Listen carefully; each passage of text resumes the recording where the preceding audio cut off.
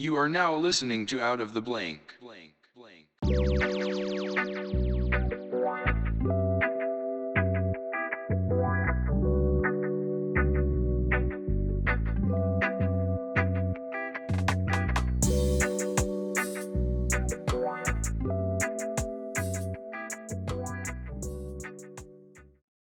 Welcome to another episode of Out of the Blank podcast. I'm here with Derry O'Byrne. Hey. So, are you feeling the burn, Danny? Derry, you mean? Derry, yeah, like the Yeah. like the yogurt. Yeah, just spelled differently. Yeah, my buddies used to call me Dairy Product. Well, why do they call you? Did you have a story behind that one?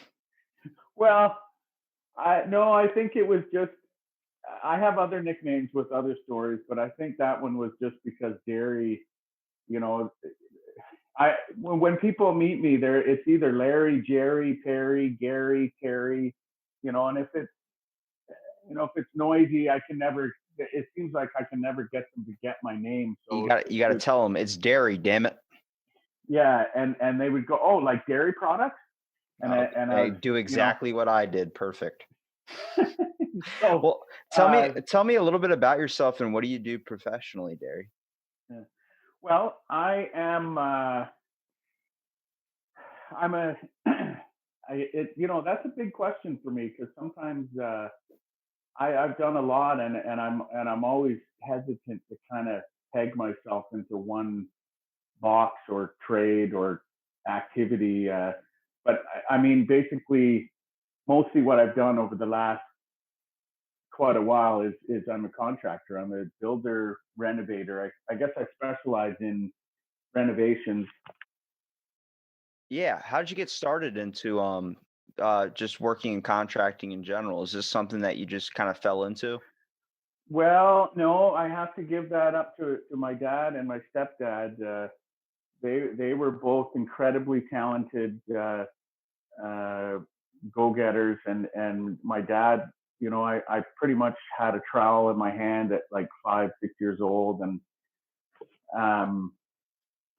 when I was young, my family moved to a commune.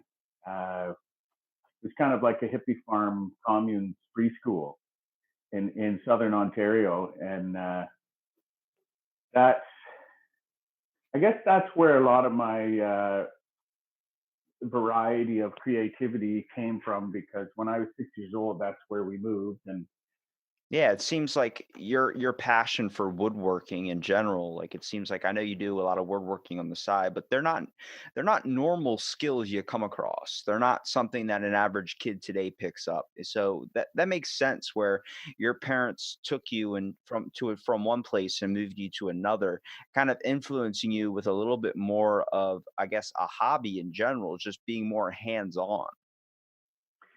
yes, both my parents, my dad and my mom, are incredibly talented artists. So I think I've inherited the kind of the artistic way, which has downsides too. I was thinking about that, how being incredibly creative is an amazing journey. It's kind of like it gives you all kinds of advantages, from what you can do to how you feel and everything else. But it also it has its downsides, like um, maybe we feel a little more, or we get too focused on something, and lots of other parts of our life goes by the wayside because we're so into creating. And but yeah, I owe a lot to my parents, and as I was thinking about it, but I just I never went to school past grade 12, and actually I was on my own since I was 16. My family fell apart, and both my parents hooked up with other people, and we moved to a commune when I was 6 years old, and there was like 50 people living there on a 160-acre farm, and there was a wood shop and a mechanic shop and a bakery, and there was there was animals, and uh, as kids we had the free run of the place, and it was amazing in a lot of ways, but there was a lot of downside too. Yeah, it seems like it's a little bit of an isolation factor too. You do become a little bit more trusting, especially when you're around 50 people all the time. It seems like you think everybody's going to be just like these people, and you find out that the world's a little bit more different once you go out into it. Yes, yes, and I guess it was basically I was there from when I was 6 till I was 14, and there was 50 people when I moved there. But at the end, it was just me and my mom and my stepdad, Oh, and it went like it fizzled out. It was the 60s fizzling out into the 70s, and our family fell apart, and we basically the whole theme there was if it feels good, do it, which you know that has that's a bad memo when people start doing three ways. yes, yes. I mean, it's kind of like freedom is great, but it can go awry, Yeah. and it went awry for a lot of people. But anyways, my dad moved out west to BC, and we slowly went out there, and my mom went up north to near up in northern Ontario, and I went out to BC, and by the time I was 16, I felt I was on my own. I kind of got adopted by another family, kind of, and managed to finish high school on my own, and then I just wanted to learn about everything, and I went tree planting. I did 13 seasons of tree planting, which was amazing, which kind of connected me with nature, and it's a big part of my love for woodworking is being a part of the industry from the seedling to the kiln to the wood shop.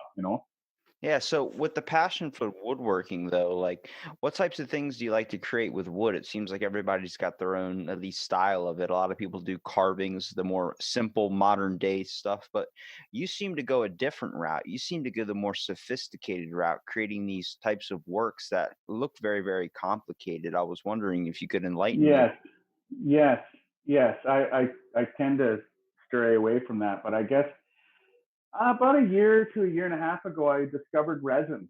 I discovered epoxy and resin. Um, there's acrylic too, which is not resin, but it's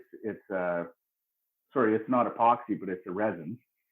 But just the use of resin has it kind of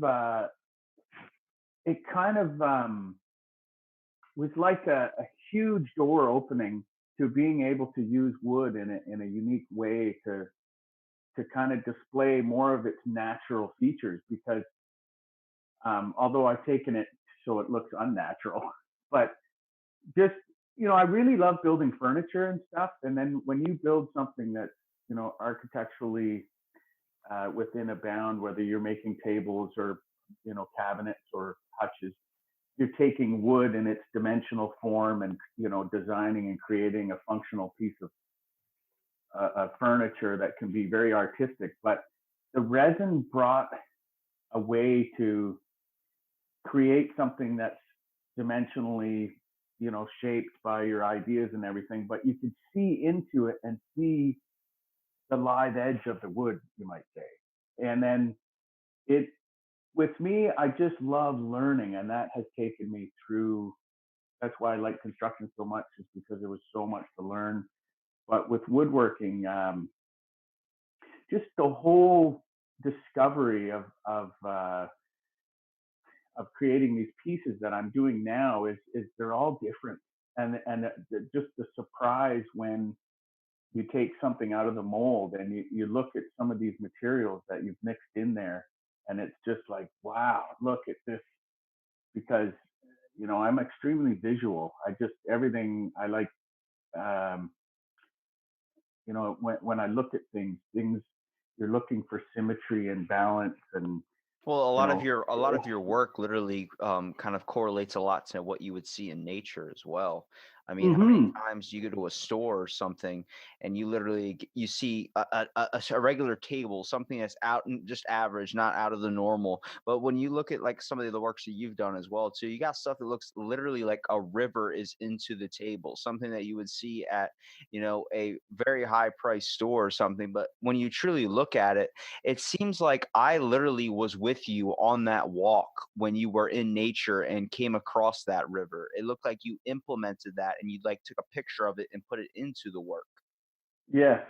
Well, that's a very generous way of describing it because um, I think some people feel very overwhelmed by it, like it's like even the way it's made is so far from them that they just kind of admire from afar. But um, yeah, I get these ideas that they get in my head, and it's like I don't stop until I can get that idea out, and I have some more ideas that are really um, you know swirling around in there, and I can't wait to get them going. So, but I've literally been able to explore some of these things that I'm doing recently because I've stepped back from construction and more into shop work and even more into just creative, just making stuff as I go. Like it's not, uh, I don't set out to make a certain thing.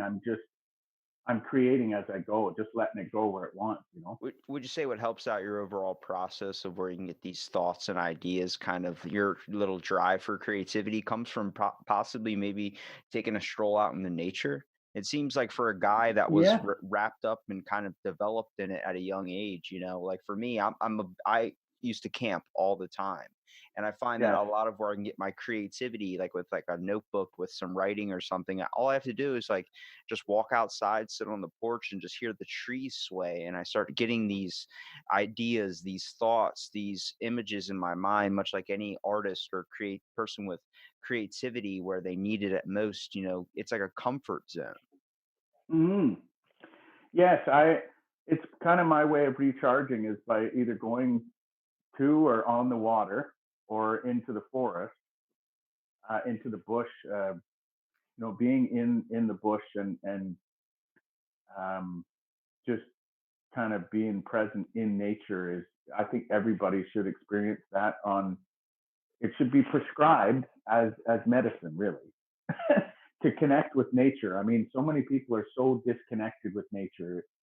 It's unreal. But what I do sometimes is I'll go to the lake. I don't live by the ocean anymore, which is kind of a heartbreak for me. But I'll go to Lake Ontario and experience just being present there at the water and hearing the waves, or walking along the beach with the rocks, because much of the stuff I bring into my work. So some of those tables that you saw, those rocks are from Lake Ontario. I picked them off the beach there, while I'm you know recharging and stuff. So a lot of what my inspiration comes from the pieces that I have, like the materials. I'll just pick up a burl and look at it and be amazed by it, and then as I'm looking at it, I go, well, I'm going to try and cut it there.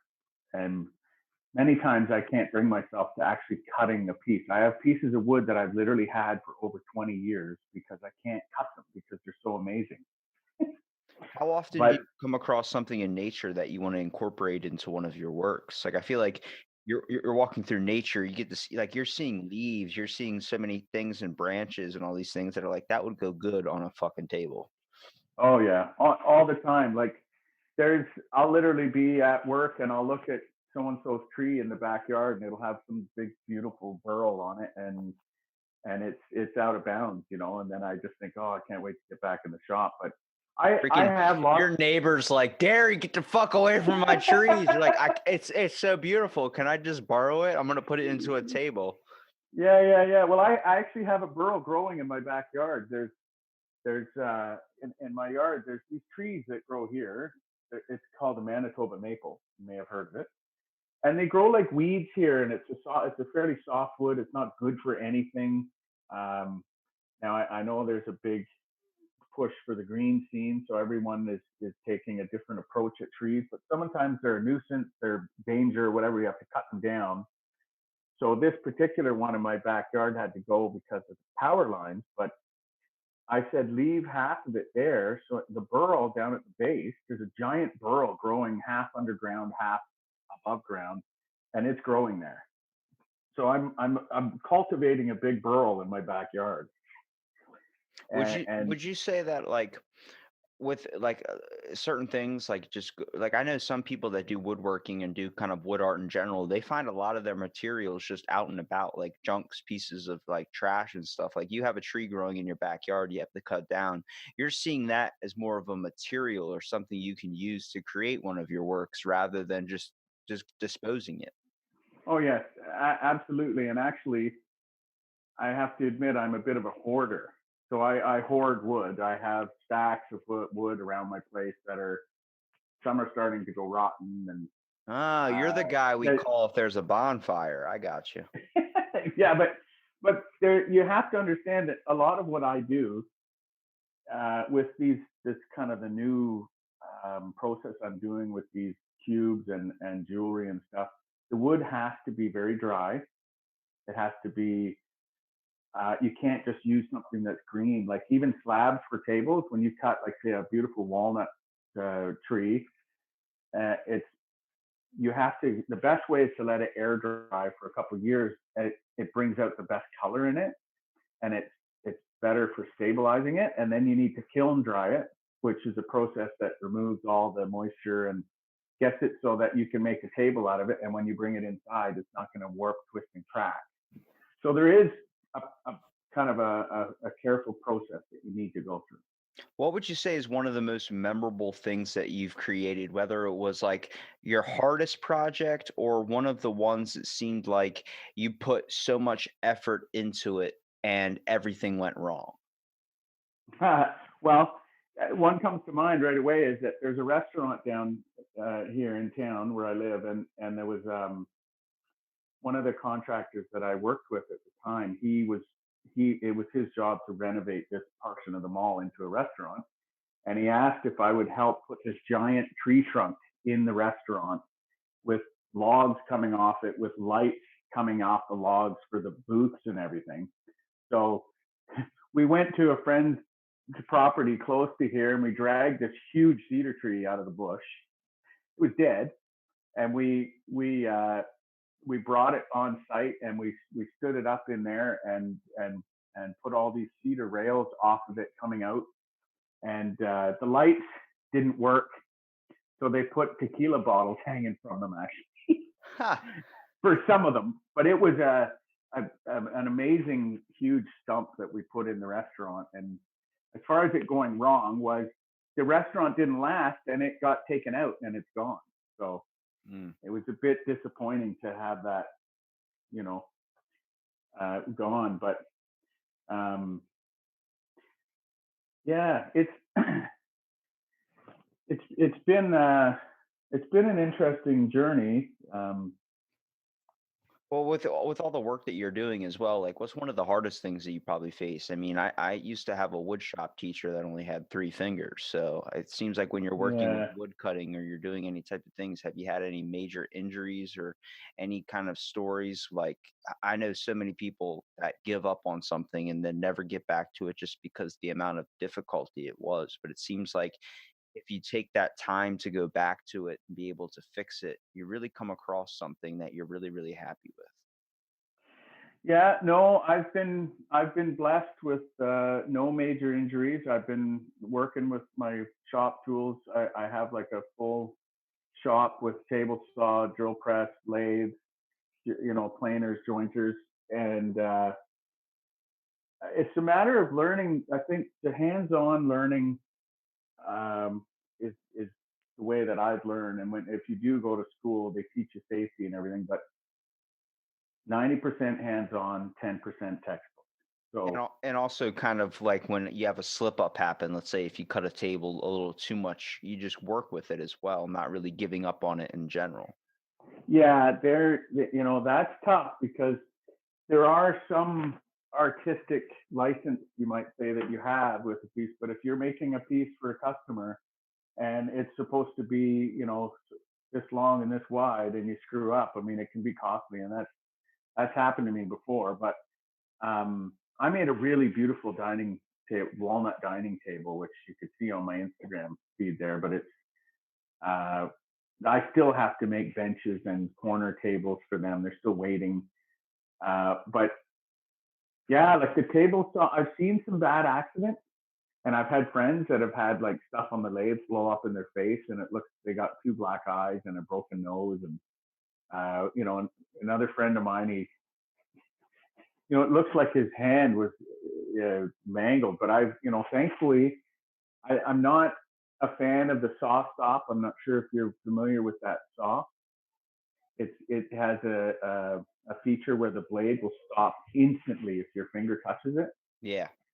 But I'm not a fan of all the gadgets and the things. I'm old school, and I like to hold the wood steady and see everything. And I just have like a healthy respect for the tools, which, if Yep. anything. The words of my grandfather, he said that, hey, if you got cut by something, it's probably because you weren't doing something right. So Yeah. No, it's experience, right? yeah, well, it's a lot of it's hands-on learning too. I mean, like if you look at a lot of the stuff that you've created, it seems like the easiest stuff probably, in at least in your opinion, I kind of want to get is it seems like the pendants that are probably really popular stuff people can wear around their neck, is a little bit different than having a table in somebody's house. You can't just walk around with a table. I mean, you don't want to be labeled as that guy. But when it comes to creating the jewelry, is probably your quicker ones, you're the little more it's still a lot of work, but it's a little bit quicker in commissions and being able to create them rather than like interested, what is the process of your design of these cubes? I mean, first of all, one of these cubes for people that are listening, they look like the fucking thing from Avengers where the Tesla rack, whatever it's called. You know what I'm saying? Tesseract, yes. I Yeah. learned about that. Someone says that's a Tesseract, so I had to go and find out what a Tesseract is. It's But yes, it's something out yes. of Odin's Well, book or something. yeah. Well, you've got to see them in person, man. It's hard to show on camera. Like, that's why I do videos, because it's really hard to show on camera. But also, I don't like to put filters on my stuff because it's not like a true representation, especially if someone's looking to acquire it. You want to be true to your work, right? But yeah, there's a fairly lengthy process to doing this, and I take burl wood, which my favorite is big leaf maple from the West Coast, and I stabilize it, which means you've got to soak it. You've got to put it in a vacuum chamber with cactus juice, and the vacuum chamber, it sucks all the air out of the wood, out of the liquid. Leave it in there as long as you can. I mean, an hour is fine.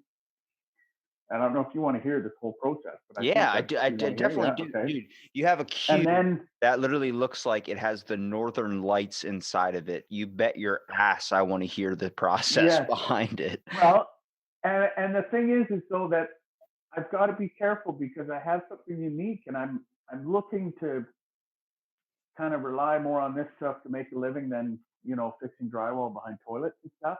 So I mean, funny way of putting it, but anyways, I do kind of guard my process a little bit, because if something is unique, it's cool and everything. But if everyone knows how to do it, then it's not unique and cool anymore. Yeah, Does well, you that make got your sense? own style to it too. You don't have to give all Yeah. the tips Well, out. sure. I'm So just want to know getting the back to basics. the process, um, then you take that wood and you cook it in an oven at like 250 degrees for a period of time, and it crystallizes the cactus juice, and it makes it so the wood is extremely hard and stable, because what you're doing is you're joining wood to resin, and the wood wants to move and expand and contract with humidity, and it's like a breathing living entity, and you're trying to make it solid so that it stays connected to the resin and doesn't.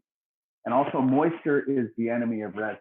You don't want moisture with resin. So then once you get that block, uh, you can work with it next. And I have a series of things that I do to it. So I have like a color on the burl. I won't tell you exactly how I do it, but I mean, there's lots of things people can do. They paint it or you know, um, dip it or zap it or whatever. But then once I get this burl with a certain color, then I used to do these custom forms out of just corrugated plastic and silicone and tape, and I would make the form whatever size I want, which is like a do-it-yourselfer. Or now I've got these HDPEs, these it's like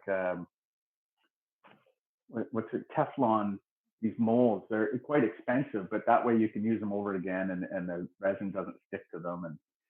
But anyways, then you put this piece in your mold, and you mix the resin, and uh, it's very careful. You have to be very careful when you mix, because it's got to be well mixed. It's got to be homogeneous. It's got to be the right temperature. You've got to have the exact uh, ratio 2 to 1 of hardener to resin.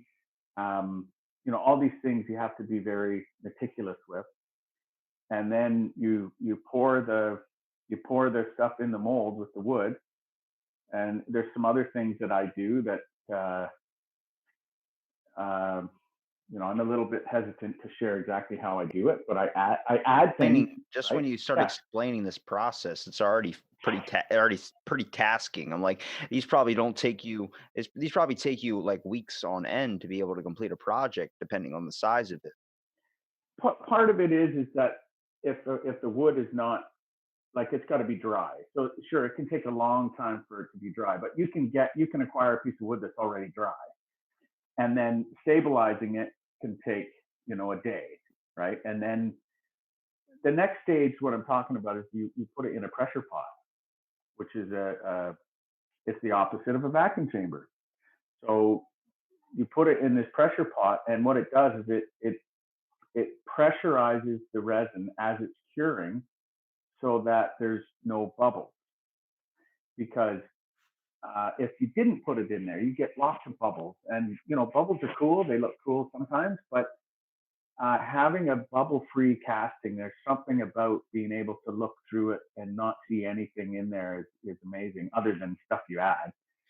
When it kind of comes into your work in general, though, I think a lot of what makes it so beautiful too is not only the intricate design, but being able to look like you're crafting out a perfect image inside of your work as well. I mean, a lot of people nowadays don't pay too much attention to detail, but you really stop and kind of focus and start to know more details when you look at one of your works as well. I think that is one of the most important things about art in general. People, we buy things just on the luxury or the look of it, but we never look at the fine detail inside of it. We just look at the basic colors and the things that will catch someone's attention. But when you truly start analyzing whether it's a work of art, such as a painting, or whether it's even a structure or something that you created with your hands, a knife, or maybe even a table, when you start looking down finer at the detail, you start to notice a lot more and have, first of all, a little bit more, I guess, of a story painted into your head that really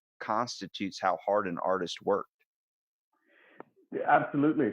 Like, I couldn't agree more. And there's sometimes I get an idea, and I want to put it into existence, but it's not always easy. And I try and I try, and then I finally, like, there's one where I put a glowing pyramid in there with a copper wire tree, right?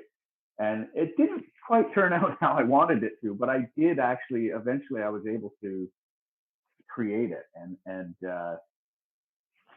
although it wasn't like I had hoped, but it was still, like you say, a plan.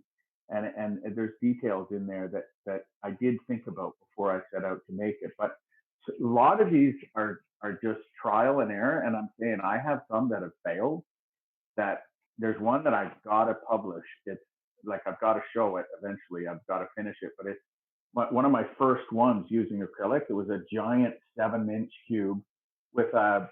I bought like a Lego guy with a sword, and he's about to fight a bug coming off another piece up, above.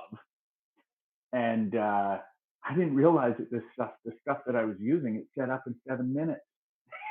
So I didn't have enough, and then I mixed a bunch more, and I filled it up, so there's like a layer there, and then it set off before I could even do anything. I didn't realize that I only had 7 minutes before it was set up. So it's got fractures and bubbles in it, but it still looks really cool. It almost looks like this guy is going through like a vortex or a one of those, those time travel dimension circles or whatever. Yeah, see, that's what's so interesting about the art in I'm general. going on a tangent here. I I understand, but know, I'm trying to I'll trying to I'll trying to have lead to you. I'll have to show it to you eventually. I'm going to finish it, but it's a failed piece, and some people, they don't like to put failed or like bad stuff out there. You're trying to put your best foot forward, but I eventually I will finish it, even though it's a fail, a flop of one, but it's still going to look really cool. I know. Well, see, I think when you work with your kind of mistakes in general or something that you call a bad piece, when you keep kind of coming back to it, you can turn it into a great one that actually has a story behind it. See, what's interesting about the amount of like resin work that you do and being able to kind of look, everyone's going to get a different picture of what you tried to create. You might, it's like looking at a cloud. Nobody ever sees the same thing. You're going to look Yeah, at something and you're going to be like, "Oh, I meant to design this like the northern lights." And then someone else is going to see it and be like, "Dude, that looks like space." Or someone's going to yes, see it and be like, yes, "That looks like my ice cream I had the other day." And then you guys yes, just look at that dude like, "What the fuck?" yeah. It's all relative, eh? It's so true. But there are some pieces that didn't. It looks like a fail, and then like I'll even say to my wife, I'll say that I'm not sure about this one. I don't want to. It's got this flaw. It's flawed here, and she says, "Look, don't call it a flaw. It's character. That's art." Bob Ross said it best. They're just happy little accidents. Yes, yes. And this little happy little accident lives over here, and right beside that little tree. That guy's awesome. See, all right. So, with kind of like, do you have any ideas or anything that you want to do in the near future? Maybe branch off into a new style or maybe a new work in general, kind of one that you have planned? Yes, yes. I have several. I have so many ideas. Sometimes I can't sleep at night, and That's why I got uh, to keep a journal. it. Yeah, yes. I mean these. I've got some ideas where I want to do a wall art with resin, and I'm going to use burl to kind of piece together the North America, South America, like the Western Hemisphere on there. And then I want to kind of use the resin to look like the oceans around it. And then I want to use resin to show kind of space beyond the earth, and have kind of, anyways, that's an idea that I have that I'm looking forward to getting to. And I do have, um, well, I've got these ideas. I've got this piece that I showed. I haven't finished it yet, where I take strips of ash. I've got tons of black ash. It's beautiful wood, and it's used in like ladders and tool handles. It's really strong, but it's also got like the wood fiber makes it very bendable. So they use it when they steam it and bend it for wheels or sleighs.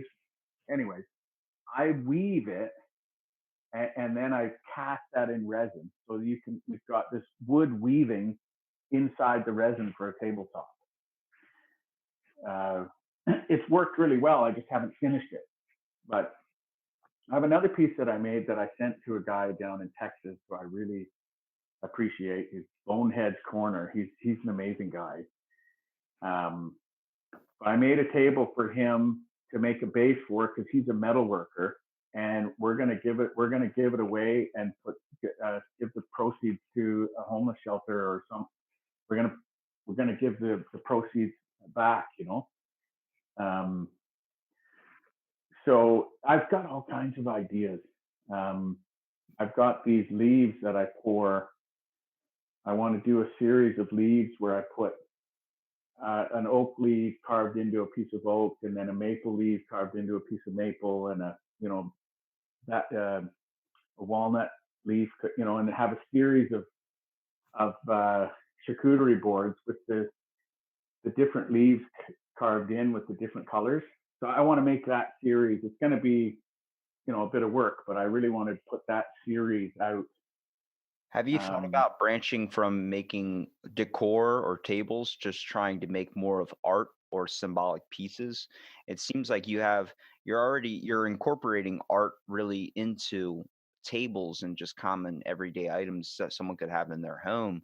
But it seems like you have a bit of a passion or an interest in trying to make symbolic art in a way as well, which I think you would strive a lot more towards.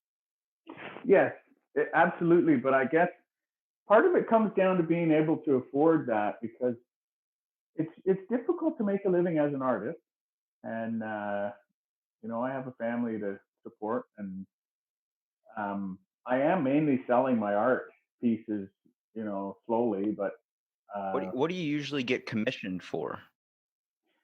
well, I've been commissioned to make a couple of cubes. I've been commissioned to make some cutting boards, but you have to understand that I've only just recently kind of uh, like more than half. Let's put it this way: back in November, I think it was. In November, I only had about 4,000 followers, and I've literally got like most of my followers in the last 6 weeks. And so I wasn't getting any commissions really to speak of. Is that because you had to build up more of a supply for people to kind of be able to buy from? You only had a few Well, objects? no, it's just kind of like it's not easy selling stuff it's not easy selling art. It's a very niche market, especially cubes. I mean, there is a market for it, but it's very niche.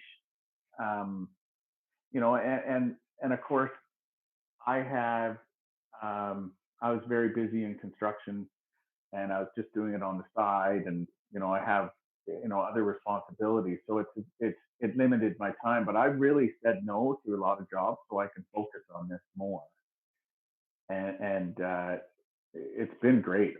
I'm trying to transition, but it's really not easy. Um, it's kind of like it's a tough thing when you're focusing more on the business aspect of it instead of doing it. Um, it's almost like therapy, and it's kind of like if I make stuff, it's really hard to market. I mean, there's shipping is a real problem for me. I really struggle with it. I went to ship a little pendant at the post office, and they wanted $28 to ship it just across the border to the States, Yeah. and I'm only charging $50 for it. So it just puts that's just one aspect of it, the shipping. And then I got a website going, and I went through that whole thing of getting a website going, and 90% of sales come from Instagram, not the website.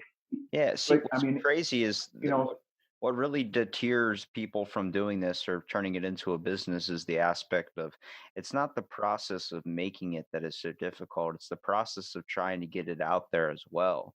I mean, from yeah, shipping costs to just being able to kind of turn it into something you don't want to make it feel like it's going to be a job. You know what I mean? Like, oh, I have to do yeah, this piece, I have to do that. You rather just work at your own pace and keep it as a fun aspect to it. I mean, that's problems I had at yeah, one point with this podcast. There were people telling me straight up, like, you need to turn it into a business and do this amount of money and sell this per episode. I'm like, then it's not going to be fun for me. It's not going to be what I want it to be. When you start letting that door in, you let in people to start changing the way you run your show or the way you do your art. And you never want that to happen because that's when the fun starts getting taken out of it. yeah. No, you're right. You're right, and also it's. I mean, you've heard time again, probably, do what you love and never work another day in your life, right? I mean, Yeah. that's a saying that's pretty old. But yeah, it's really tough. It's tough, and it's kind of I know some people. I've watched people grow. Like I've watched. Well, just I want to back up a bit and talk about this for a second because it interests me. Like Instagram, when I first was, I have another personal account, and then when I first went on it, I was like hashtag. Like let's talk about hashtag for a minute, right? And I was like selfies and kind of putting stuff on Instagram was kind of like bragging. It's kind of like, yeah, look at me, you know, and it's like that is so like selfies is so opposite to me. And yet now I look at it as a marketing tool, and it's I never hashtagged anything, and I'm sure if I did, I would be in a different place, as far as that goes. But I just part of it was uh, now everybody's filling up the internet with all the pictures of their breakfast, or and just the whole saturation of your life with all these social media and platforms and this and this chat, and everybody's vying for your electronic footprint, and then next thing you know, your electronic footprint is so big and you've got so many username and passwords, it's ridiculous, right? Yeah, well, see, So the problem is, though, this is a big thing I hit on because the world is changing. It's changing really fucking fast. yes, yes, I'm not an older person, and I'm not a super super young guy either. But I have literally watched it change in my lifetime from where I was at like 12 to where I'm at 22. In just yes, 10 years, it has developed into a place now where the education system does not fit anymore. yes, People are not fitting anymore. So many people are now becoming entrepreneurs, being self-owned business owners, being creativity a little bit more, but we're lacking in communication because of all the whole technology. It's taken off in a completely different market. Back in the day, my grandparents used to say, "Why the hell are you playing video games? You're never going to get anything with that. You're never going to get a job. You're never going to get that with this. It's not beneficial to your life."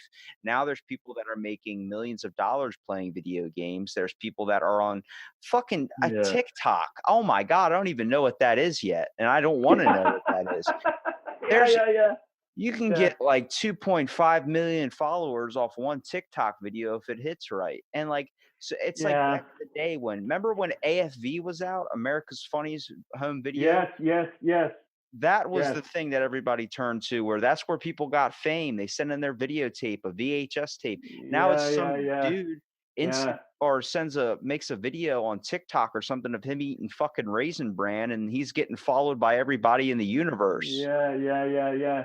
Well, it's funny because a couple of companies have contacted me and asked to use my content, and I did give permission. I was nervous and actually a bit paranoid for one or two of them, but one I gave permission, and they have 35 million followers on Facebook, and they created this fantastic video of my work, and it's they're going to publish it on their platform. It's not published yet. It's waiting in line, to be published. But they sent me a copy of it. I was amazed at what they made, and they kept their word. So I'm glad they did you right by it too. Imagine if they would have used it for some like commercial or something like, "Do you have well, problem yeah, growing hair? Well, rub this weird cube on your head and you'll grow some hair." yeah, yeah. Well, get this. There was some of my work was shared on these viral accounts and they didn't get my permission or anything, and some of them even one guy put my table on his page and put his own company logo on the video. So if you need a table, call us, and he's showing my table.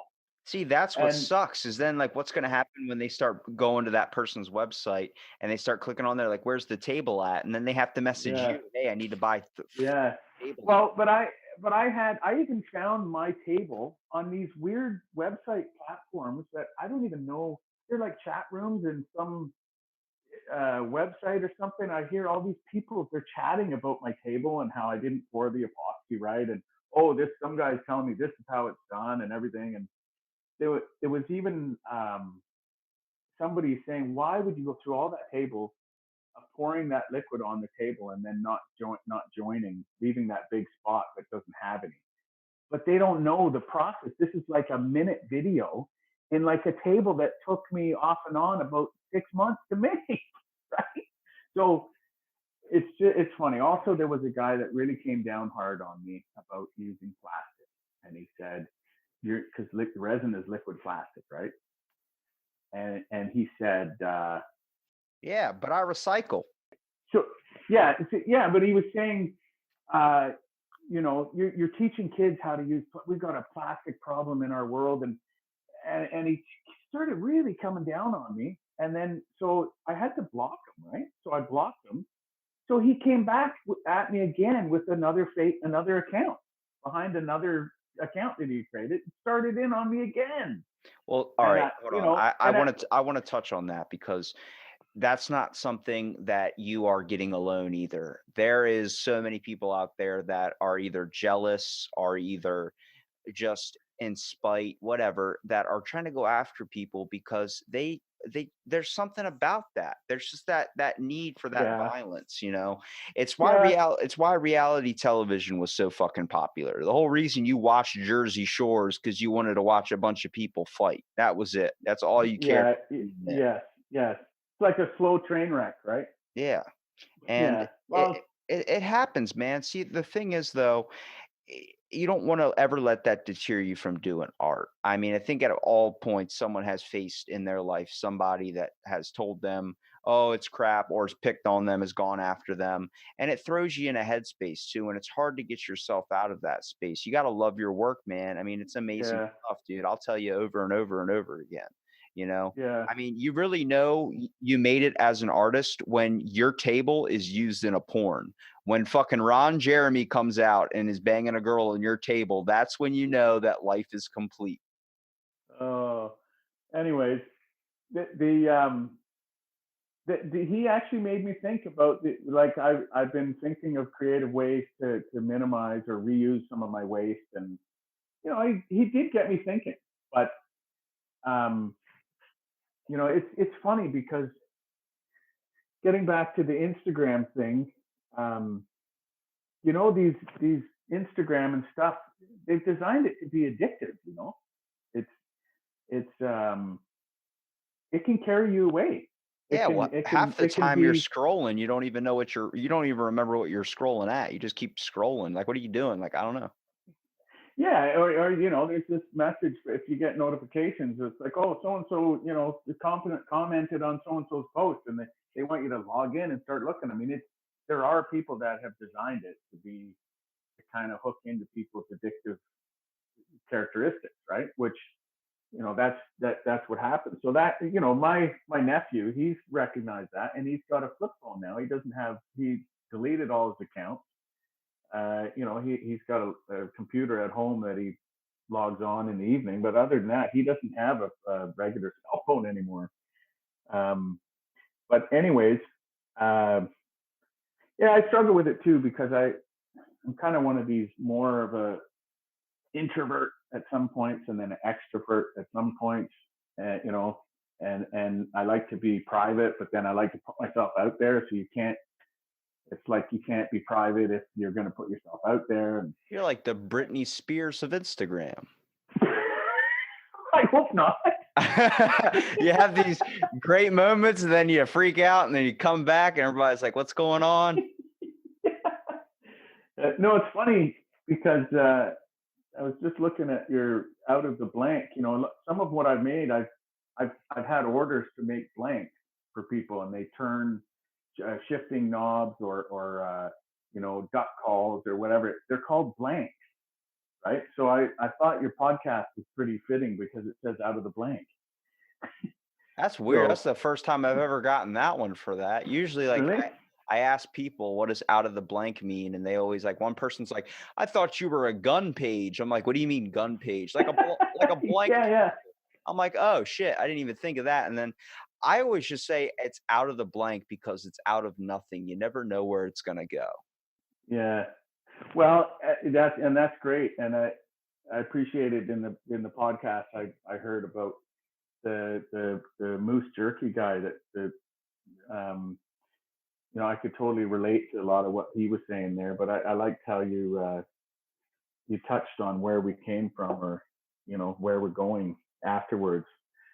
But yeah, sometimes I would ask people like, would you still be a photographer if Instagram wasn't around? Yeah. You've really got to, and people trying to figure out the algorithm, it's like, just do what you love, put yourself out there and see where it goes, like you say.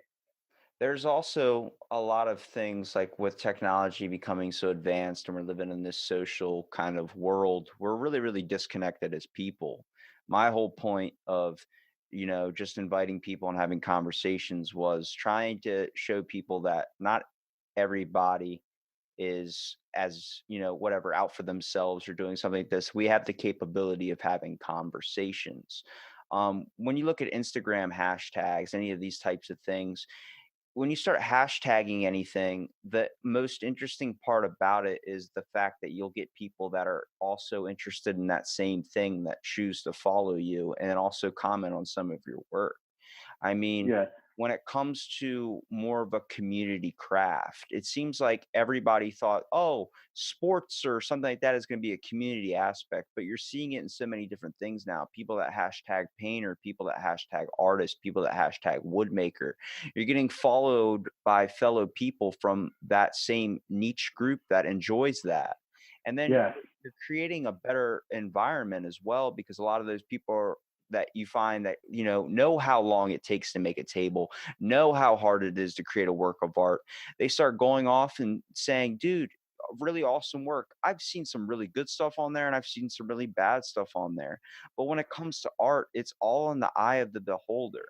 So amen. you're getting so many people that are just positive in general, just saying, keep it up, man, love the work, and that's Yeah. what we need because that's where communication needs to stay. We need to be connected as people and understand that if I say something to this person, how is it going to affect them? Is it going to be good to them? Is it going to be bad to them? Just because you're having a shitty day doesn't mean it needs to come out on somebody else. Yeah. Yeah, you just never know what kind of a day someone's had. So if they start bashing your work, it's either maybe you're doing something right or they've had a bad day or Hey, you never know. Maybe one day on Instagram, some person might comment or message you with a podcast called Out of the Blank where it's about starter pistols. It could happen. I don't know. Absolutely, no doubt. No doubt. Well, Derry, I really appreciate you coming out and doing the podcast, man. I want to give you here a minute at the end to kind of promote your content too, so people can find your work, first of all, how you make fucking Tesla racks. I don't understand.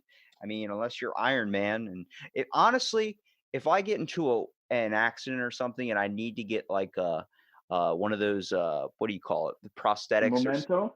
I Oh, guess prosthetic, yeah. I mean, a memento from a car crash is probably like a lug nut in like the throat or something. But I mean, if I need a prosthetic or something like a robotic hand at some point in my life, well, you know what? Damn right, I'm turning to you to get that thing turning into the Northern Lights. You got it, man. You got it. Well, we can definitely do that for you. I'll definitely have to commission a podcast logo. That would be so sick to get that in. I have a nice people say it's birch. I say it's maple because it feels like a maple. I have a maple table that I'm literally stroking my hands on very, very awkwardly. But I mean, it brings characteristic into it too. Like I have people that have spilled coffee onto it. I have people that have spilled so much things onto that, and I'm like, those are now memories into my table. Like every time I look at it, I think of that moment when I first started the podcast to where I'm at now, talking with you. Yeah, well, embrace it, eh? It's like look for the positive in it for sure. It's character, damn it. That's right. That's right. It's not a it's art. Exactly. Well, Derry, why don't you tell everybody where they can find your awesome work, man? Yeah, sure. You can absolutely find me on Instagram at Derry_woodworking. That's probably the best place to contact me or connect with me. I do have a website there on the link on my bio there, but I'm not really on Facebook hardly at all, and Instagram is the best place to find me. So I'm on there. Check it out. Well, Derry, do you want to sign us off? Yes, sure. It has been a slice, and we've come from out of the blank and into the wild beyonder. So thanks for listening, and have a great day.